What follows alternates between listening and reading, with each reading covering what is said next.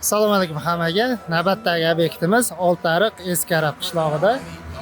Asosiy yo'lni o'sha Farg'ona yo'lining Arab qishlog'ida ochilgan. Ko'rishingiz mumkin, 4 ta boks ustanovka qilib berganmiz. Akamiz joylarini juda ham chiroyli qilib taxlabdi. Hali qurilishlar ketyapti ekan. Kamchiliklar bor, hali to'liq ishga tushmadi. Apparatlarda ozgina o'rgatib qo'yadigan joylari bor edi. Bir proverka kelgandik. Xo'sh, akamizga 6 ta funksiyalik apparat qilib berganmiz. O'sha osmos funksiyalarini ham ishlatib berganmiz. Hozir 30% bonusini yoqib berdik. Shu apparatga 10 ming so'm solgandik. 13 ming so'm bo'lib tushdi. 30% bonus ko'rib turishingiz mumkin.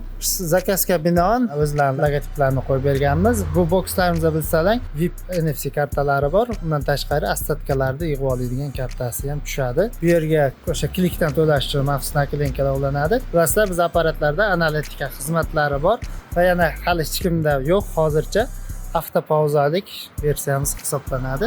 Bu yerda sim karta solsa o'ziga sim karta ham tushadi. Antennalarning qanchaligini ko'rsatib turadi. Soatlargacha ishlatib berganmiz akamizni.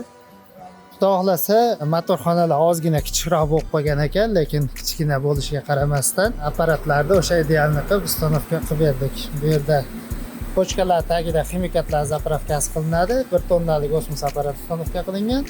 Bu yoqda o'sha elektronik shit motor pompalari chiroyli qilib standart asosida ustanovka qilingan. Xo'sh, juda ko'pchilik joy tayyorlaganda joyning razmerlari, keyin qanday qilishni bizdan ko'p so'rashadi. Eni 5 metr, uzunligi 6 metr, balandligi o'sha 4 metr qilsa idealni hisoblanadi. Bundan tashqari juda ko'pchilik joy tayyorlab qo'ymaydi. O'rtasiga mana shunday konsul qotish uchun o'ringa qo'yib, o'ngga o'ng profil tortib olgan maqsadga muvofiq bo'ladi. Ustanovkalar ko'rib turishlari mumkin, yerga tegar-tegmas qilib ustanovka qilingan. Buning sababi yerga tegib tursa, ozgina ishqalanish orqali 3-4 oyda ishlankani mana shu tag qismi yedirilib, simi chiqib, teshilib qolishi mumkin. O'shani hisobiga mana shunaqa qilingan. Xo'sh, yana bir eslatma, joyda uklonni qanaqa qilish kerak? O'rtaga mana shunaqa yama qilgan ma'qul, sabablarini tushuntiraman. Birinchidan, odam tagida suv to'planmaydi, mana shu yerga musorlar yig'iladi.